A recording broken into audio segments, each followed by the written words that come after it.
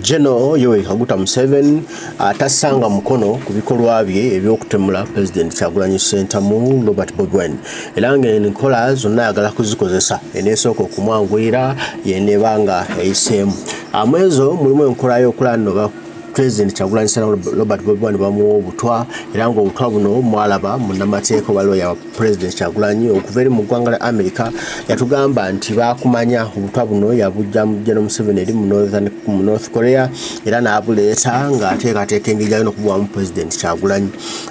either anaayita mu bafoot soldier mu bakulembeze mu bantu yenna n'ajja n'asembera President n'amukwata mu n'abumusiiga oba namuwa ekyoba n'abuteeka ku muzindaalo bakyanoonya enkola gy'abutuusa obutwa ku President Kyagulanyi era nga n'enkola endala bagaba bakozesa accident bamutege President Kyagulanyi accident bagambe nti no emmotoka zaagudde ku accident n'ava mu bulamu obw'ensi enkola zonna gye Museveni yazitunuulidde n'endala ya mundu abantu bangi bajja battibwa amasasi nga kuba amasasi ne bafa ne bava mu mbeera omulamu bw'ensi kane bakyabala balabe lunaku ki batambulira mu bullet proof lunaku ki batambulira mu mwene emmotoka yaffe erali bullet proof era atambula bw'atya agenda atya basobola no bamujjambula baweesakozesa abatemu ab'emmundu oba nga bakola kyonna ekisoboka nga bamujjambulamu obw'ensi era nga buli lunaku buli olukedde General Museveni wabawo abantu batwasa ekkatala lino tubane mugende mukolera omulimu ogwo mugende mukolera omulimu ogwo kati waliwo abapya babisi batonyako n'omuzigo bawadde omulimu okukola amasana obulamu bwa President Kyagulanyi Ssentamu Robert Bobi Wine era nsaba tweteege tubeeredde ne President abeeredde no njala tukalabe tutwala akatambi abantu abantu tubategeere bulungi be baani abakwasizza oddo omulimu guno ogw'okusaanya obulamu bwa President Kyagulanyi muntagingire mukuru Abel Kandiho njala muntagingire President Robert Kyagulanyi Ssentamu muntagingireyo seeri n'ejje mu sibirungi waliwo abatemu abatunula nga bali innocent nenga batemu nga bassa abaana b'abandi mu diaspora n'ewaka wennyini omu ku bo ye mukyalo no gwe bayita Anne Abaho ekifaananyi kino ngenda kuddamu ekitimba olwaleero omukyalo ono currently yakwasibwa mission y'okujja Robert Kyagulanyi Ssentamu nga wazaakola mission zonna omukyalo ono Anne Abaho yasomera Kasenyi Modern Primary School in Bushenyi, Bodo Secondary, Mpigi St. Peter Secondary School, ne Nsambya Elevo yasomera. Omukyalo no currently akola mbitongole by'okwerinda era nga asavinga mu SFC, mu CMI, mu ISO, ne mu Crime Intelligence Unity, saako ne ESO. Yomu kuba conductinga obinja w'abakazi abagabo butwa mu diaspora yonna era nga yomu ku group y'abassassins abali mu Kampala. Omukyalo ono during her free time akama fraging nga lecturer ku Nkumba University. Omukyalo ono during her free time akama fraging nga lecturer ku Nkumba University.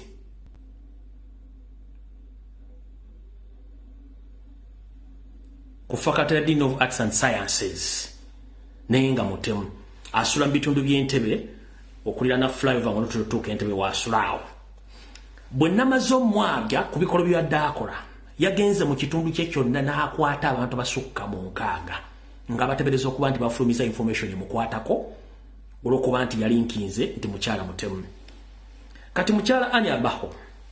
ngera kutegeeza ne bw'onodduka watu amaze okuprofilinga buli kimu oyina abaana bana olina Naalongo abaana bonna balenzi olinako n'omugo bayita Joshua baawo naye namufunye baawo ono commissioner wa prison olasiye baawo commissioner wa prison ye baawo olina abaana bana omu ye Joshua olina n'abalongo mukyala gwe sofa abantu nga nkaaga bewakwata mu bitundu by'Entebbe ng'otebeza nti baalikinze information yo nga ne ku university buli mwaka kutunula kyamulinga essalambu ery'ensinga oluvannyuma lw'okutegeera ebikwatako nti oli assassin mulungi nnyo wetwogerera essaawa zino ng'okola oli mukyala mufumbo okola commissioner wa prison naye oli side dish ya mukulu wacho ya Abel Kandiho era nga yakuli commanding no kuwa manyesazi no gokozesa okuba nti osobola okukwata omuntu n'omuteeka mu komera ku semwai n'omusteekayo n'omusiba ebbanga lyonna ly'oyagala ng'okolagana ne SFC Barracks Kasenyi okolagana ne mukulu Damulira Christopher ne Godfrey Goroba okwata abantu bonna bwe mwagala okubbaka amataka bwe mwagala okuggyako ssente bwe mwagala okukola buli kimu kye mwagala abantu bano bakwata obayisa mu kooti eya UDC eri ku Semwa headquarters Embuya mukulu James Birungi ne mukulu Christopher Damulira ne mukulu Abel Kandiho njagala mumpulirize waliwo abantu abakwatibwa ekituufu nga ne government n'ebitongole bya government bisigo bwe temanga ne Museveni tamanyi nga abantu ba individu balina amakomera omuchawo alina amakomera nga bakolagana mu ne Godfrey Goroba Damulira Christopher na Abel Kandiho ne basibira abaana b'abantu mu makomera n'abantu abalina amataka ne babatta ku mukyalo avuga akamotoka kanuwa ka kikuubo atambula mu mundu essuka wansi w'essatu ku nnya era ng'akozesa obubinja bwa flying squad ne anti-terrorism unit okutambula ng'agenda akola mission z'okuwamba n'okutta abantu omukyalo ono ekisinga okwennyamiza nti omukyalo ono abantu bangi tebamumanyi naye ng'already ku record yakaviirako abaana abawera 25 ab'enkyukakyuka n'abantu bennyini abaabulijjo be babbako ebintu byabwe okufa ono omukyala gwe bayita Anne Abaho yeeyita doctor of security kubanga ebintu byeyasobe by'ekifere ng'akola emirimu gye kati mu bintu bagenda okukola essaawa zino ku muntu gwe baakolaganye naye okwagala okutta President of Robert Kyagulanyi Ssentamu kwe kuli omusajja gwe bayita Herbert Nsubuga ono ng'avuga kalaavu 4 ng'ono alina ekifo ekinene mu Bwakabaka bwa Kyabazinga era naye ng'ali mu security details bano batadde office e Makindye maka ga si Kyabazinga amaka ga ono musajja kabaka we coach Kamuswaga bapangisiza amaka ga Kamuswaga gye bagenda okukolera emirimu gy'okutrackinga ne Kamwokya bataddewo dda office egezaako ku tracking Robert Kyagulanyi Ssentamu nga bakozesa omwami ono nga bakozesa omwami oyo omukka group ako akagenda kubakakola omulimu ogwo nga bwe bagambye nti balina mission wakati w'abasirikale abasirikale ba Mayiga abasirikale ba Kamuswaga kati ono yalidinga abasirikale ba Kamuswaga yoyo omwami yoyo Herbert Nsubuga kati bakoze dda office e Makindye balina office e Kamwokya ne Magere banoonya nyumba bagenda okupangisa okutandika okutrainga Robert Kyagulanyi Ssentamu bamugyewo kano ke kamotoka kavuga kano kalaavu 4 kavuga okatambuliramu abakolagana omukyalo ono Anne Abaho okwagala okutta President Robert Kyagulanyi Ssentamu kati ffe tugenda kulwana naawe twamaze okuprofilinga abaana bo obategedde abaana bo olina abaana kuliko abalongo 2 waliwo n'ogwesinga okwagala muyita Joshua tumaze okuwandikira embassy zonna okuwandikira ebitongole ebisinga obungi okubategeeza nti Kirikiyo amaanyi genjogedde gonna mukolagana nabo okutta abantu n'okuwamba abantu mukulu James Birungi obadde ku sseemu ebo kyanga bakulonda njala kubuuza wali otutteyo obudde okugenda okukola kye tuyita cross monitoring okwetoola okwetoloola CMI yonna okuva ku bloke esooka okutuuka ku bloke esembayo bikolo bikyo bikolwa mu CMI eyo era wali otutteko ekiseera ogenda okunoonya buli musibaali y'obuuze fayiro ye bwefaanana era wati otutteko obudde n'ogenda ewaddamulira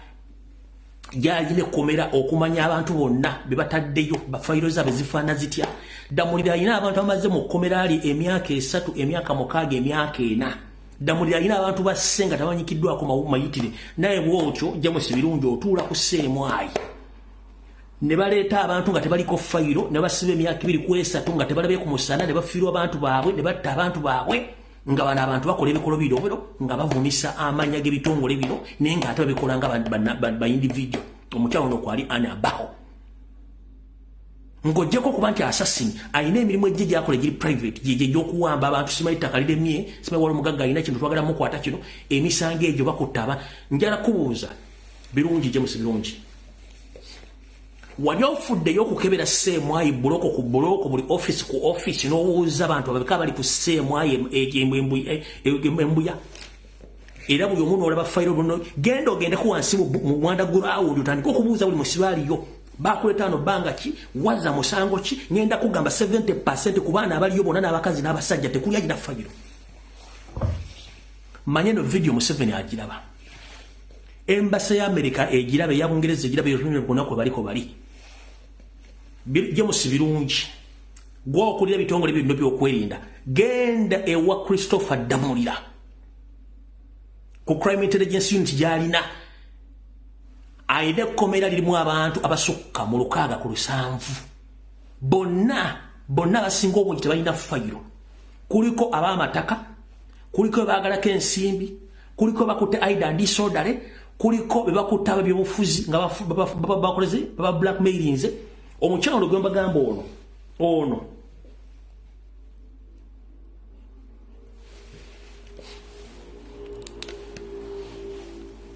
yomu ku kabinja akajja mayumba g'abantu ne bajjamu obumooli ne basula amasasi ne magazini mu compound ne bajja immediate ne bayinvading nga bakoze ekyo ewanyeko Derek yono mukyala oyo Anne Abaho kati ya trollinga president omutta nga bakolagana oli omwami gw'embalaze ensubuga nga bakolagana Christopher Damulira, Godfrey Goloba ne CIM boss bebakola emirimu egyo. N'ebiseera by'eddembe osanga omukazi alina emirembe kumbe mafia mutemu. Ku Nkuba University kwakola si mutemu mulwadde. Kati wakutta abantu mbusimanyi bakuwaddeyo bakozeko information nabo nakugabula omutujja balabisa okubalabisa mpaka bamujja okutegeera. Kati ba civilian bono bakutte n'obasiba mbukubanga otidde nnyo bakuwaddeko information mukulu olimba. United Disciplinary Court gye mulina gye mukozesa embuya UDC United Disciplinary Court eteekeddwa kubeera mba amagye so si ba civilian. Musajja tumukutte mujjeko ettaka lye mumututte mu UDC ene court ya amagye disciplining ab'amagye abakoze ebikolobero ne mukola bufayiro bw'ekisino muteeka kuba ne mbateeka embuya ne bavundira eyo ne batalya mmere abamu ne mbasiyaga abawala ne mbateeka kamulali mu bitundu ebyekyama ne mbasiba amabeere abeerwanyeko ne mbakuba amasasi ne mbatta. Mukazi gw'oli mutemu nnyo. Ekirungi famiro twagitegedde, oyina abaana bana, abalongo 2 n'omulenzi omu gw'osinga okwagala bamuyita Joshua oyo twamutegeera tumanyi gye basomera na buli kimu tukimanye.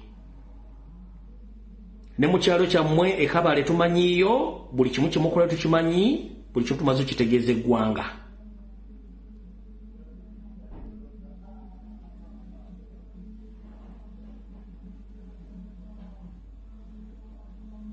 Kati mugende maaso nga mukwata abaana b'abandi nga mubatulugunya ng'eggwanga lisirise kuba temwagala boogerako naye tujja boogerako mpaka. Tiimu eyagala okusanya Robert Kyagulanyi Ssentamu nkugambye ekulirwa mu kyalo oyo then egenda kuyambibwako omwami bagambye Herbert Nsubuga ono nga private secretary wa Kamuswaga n'omwami wamuyita Kazunguruguta ono major ng'akola ku kitenge kya Ssemwayi bagenda kuba operatingira Makindye bapangisiza n'ennyumba ekamooca wepo kati banoonya kupangisa office musaidize Magere president wasula babenga bagenda kuba traininga president mu ngeri yonna esoboka. Bano bagenda kubanga bakozesa buli nsonga yonna esoboka okuba nti bakola ensonga ezo. Kati njala mumpandikire essimu z'ono omukulu gwe bayita Herbert Nsubuga alina Airtel ne MTN mukubira essimu ne yajja kwewoonya. Essimu za Nsubuga ziri 0702 eyo Airtel 0702 muziwandike 0702 37 69 56 eyo Airtel mujiwandike mbawe ya MTN 0702 376956 muziwandike Airtel. MTN eri 0773 MTN 0773 34 0220 eyo MTN. Mwandike MTN 0773 34 0220 eyo MTN. MTN mujimaze kumanjala kuyita mbwangu. Ya MTN yo bajiwandise kati ezo inamba zani zoyo omwami agenda okuba nti ali mu operation egenda okutrainga president okumutuusaako obulabe. Then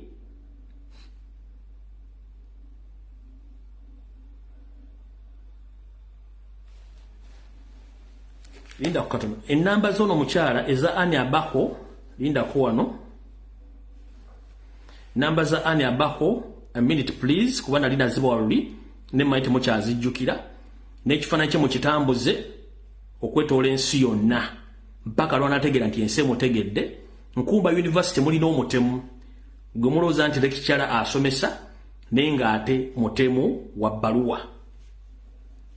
Kamala obbawo ennamba ya Anne Abaho nali nagiba wadda. Ennamba za Anne Abaho oyo mukyalo omutemu eri 0774 58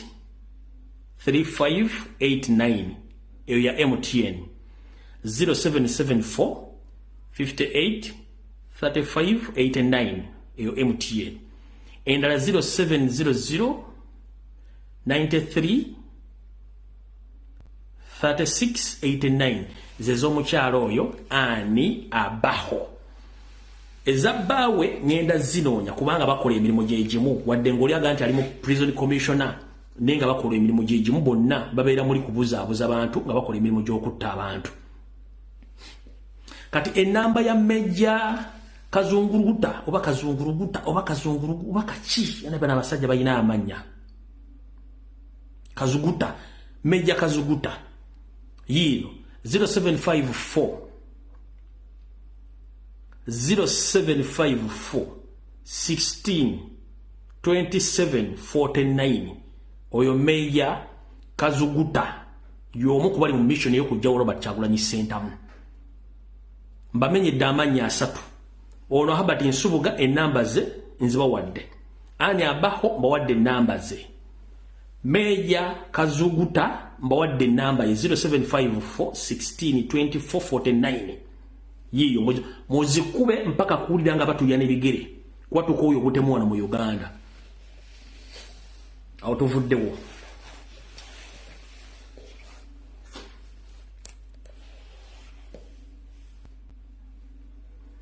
Mbabuulidde emirimu gy'omukyala gy'akola mu budde obw'eddembe yeefula nti musomesa ku Nkumba University nimbabulira ne faculty mwali buli kimu kyakola mubitegedde bulungi nnyo. Kati njagala ddemu amanyiire abantu kuba tumaze okuprofilinga ebitongole ebisigadde bina mu nsi tubawadde details zo ebifaananyi byo n'ennamba ze z'essimu olabe kuba wabadde ku university nga olya webwalabwala ng'akawa akabbi abantu bottagoloza bomusate gukulumirira abaana b'abantu enkaaga lwakutte mu bitundu w'osula olw'okuba nti wadde bakuwaddeko information tebalina musaayi. Abantu bewakataga omukazi gwe nga weefuula innocent tebalina musaayi omuli ba government officials omuli bannaddiini omuli ba innocent Ugandans abadde eka ali bamale badde mu America ne bamu mu Bungereza ne bafa nga muloza tetumanyi.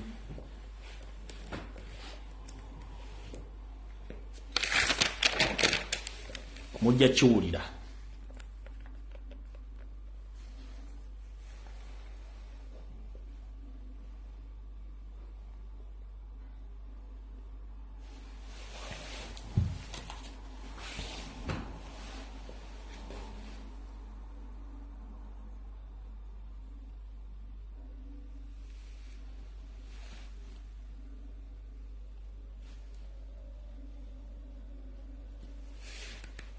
Mukyalo oyo yoona ekifaananyi njala kibaddiza ngenda kubaddiza ebifaananyi byabwe. Oyo Anne Abaho nga Kasimayiro wookala mutemuzibu. Ono ebbaawe Gideon Abaho commissioner wa prison naye omulaba. Then ono ye Herbert Nsubuga boyo personal secretary private secretary wa Kamuswaga offices za mwole mwaza locating ze dai zigenda kubira operational offices mugenda okukolera mu okutrain Robert Kyagulanyi Center mu okwagala mujjawo kati mulyoke mutegeere nti ensi emanyi buli kimu ekigenda maaso kati awondowooza njagala tuveewo tugende ku nsonga endala yeruwa alright yondoza mbitegedde bulungi abo be batemu bateekeddwa okulanga bajjawo president w'eggwanga Kyagulanyi Ssentamu Robert Bobi Wine ane kati nno obuvunaanyizibwa bwaffe bwe tulina obunene bwakulabisa abantu bano ensi esobole okubamanya ensi esobole okubategeera bonna balabirwa nniya ne president Kyagulanyi ng'omuntu agamba nti bana abatemu nga ne president Kyagulanyi amanya nti bana abatemu bazze basembedde nga tubamanya nga tusobola okuba identifyinga nti wuuyo mutemu gwe mulama gwe tuliko kubalabisa basobola okuba nti tebatuusa butemu ku president w'eggwanga era ne bonna banayitamu ng'olimuwaga egundi bwe twamulabyeko n'omutemu kitegeeza yaga kutta president nga bye twanguyirwa amawulire okugatambuza tusobole okukwaka ate ne bye tukola ebinayamba eggwanga lyaffe Uganda nga president waffe tuli naye tusobole ate okugoba nakyemalira General Kaguta Museveni ensi yaffe esobole okweyagala tugitwale mu maaso kale bagezezaako enfunda nnyingi bakyagezaako bajja kugezaako ne Mukama yayita Kyagulanyi ng'alina ensonga purpose General Museveni ku mulembe gwe wale teyali munnayuganda nga bwe babitugamba mbu naye era ayita mu bingi olw'okuba nti Mukama yali alina kyamudengeza nti olina okukituukako oba otya yakituukako teyafa entayo kwenyi bazimupangiranga okumutta n'agwa mu ambush nefa mu mayumba g'abantu ne bajja ne bamusalako n'abantu ne bamukweka